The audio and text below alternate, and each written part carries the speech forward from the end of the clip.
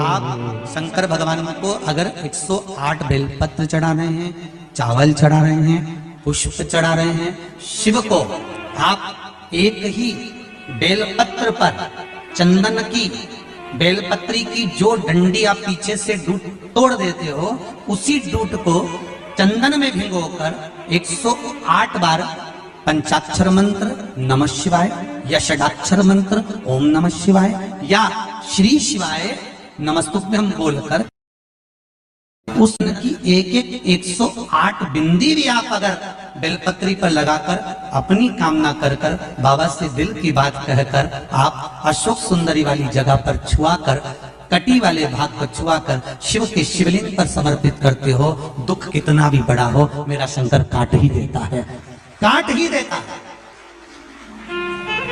पर आप अगर चंदन हाथ से 108 बार लगाओगे तो कहीं दिखेगा ही नहीं, लगेगा एक ही जगह लगता है।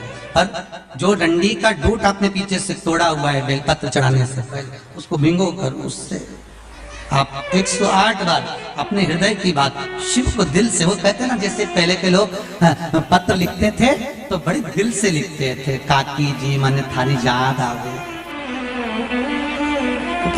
बस ये बेलपत्र नहीं है, ये हमारा जब जब महीने भर में कोई अष्टमी तिथि पड़े, प्रदोष पड़े, सोमवार पड़े, प्रयास करा कर क्या सोमवार पड़ रहा है, अष्टमी पड़ रही है, आज प्रदोष पड़ रहा है, मेरे मन की बात मुझे शंकर भगवान को कहना है।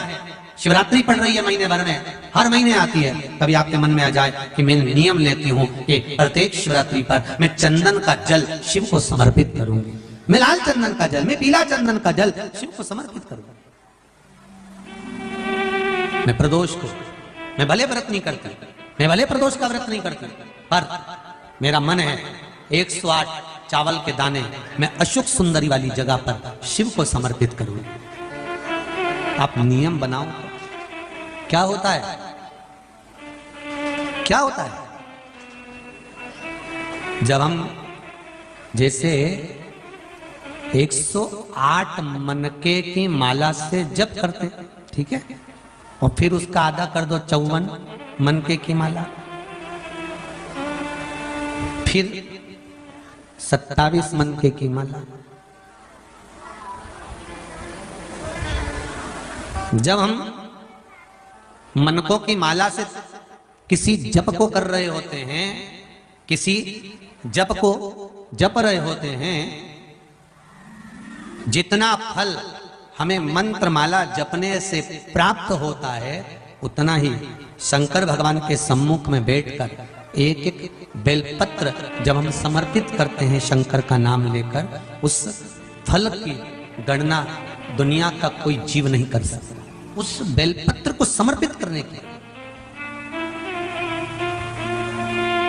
कभी कोई विकट समस्या है, बहुत बड़ी समस्या है, सुलझ ही नहीं रही है, और आप बहुत परेशान हो गए कि ये समस्या तो सुलझ ही नहीं रही है, बहुत हमने कर लिया, बहुत कुछ करा। कई लोग ऐसे भी होते हैं जिन्हें 3-4 बार पशुपति व्रत भी कर लिया होगा, हो सकता है नहीं सुलझ रही है। कभी कभी कोई पाप कर्म व्यक्ति के पूर्व के इतने प्रबल होते हैं कि वो कटने में भी समय ले लेते।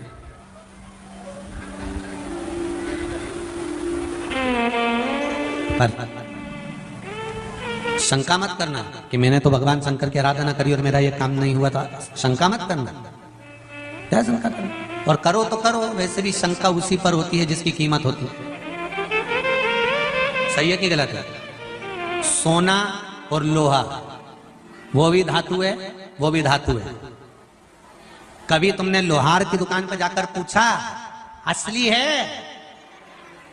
कभी लोहार की दुकान पे जाके पूछा तुमने लोहे को असली है? और तुम सुनार की दुकान पे जाके क्या कहते हो? जम के बोलो जरा, क्यों भैया असली तो है ना, कितना कैरेट का है, सही साइड तो है ना, चूड़ी काली पड़ गई तो सोच लेना, पहले बोल दे रही है। मैंने अभी मंगलसूत्र बनवाया ना, कान का ने झुमका बनवाया, ये काला पड़ी गया नहीं तो समझ लेना असली तो है ना। मतलब शंका लोहे पर कभी नहीं हुई तुम्हारी, तुमने कभी लोहार की दुकान पे जाकर नहीं किया क्यों रे असली है? तो लोहार भी तुम्हारा मुंडा देखेगा पहली मिली जमाने में, जो लोहे को पूछ रही कि असली है। लोग शंका कहां करते हैं? जिसकी कीमत होती है, जो असली है, जो सही जगह पर है। जो सही मार्ग पर चल रहा है। कई लोग कहते हैं गुरुजी हम तो रोज भगवान का भजन करते हैं, हम रोज भगवान की पूजन करते हैं, हम रोज मंदिर जाते हैं, हम रोज लोटा भर के पानी चढ़ाते हैं, मैं तो एकादशी करूं, प्रदोष करूं, शिवरात्रि करूं, सोमवार करूं, मंगलवार करूं, सारे सारे वार करूं, इसके बाद भी सबसे ज्यादा दुखी मैं।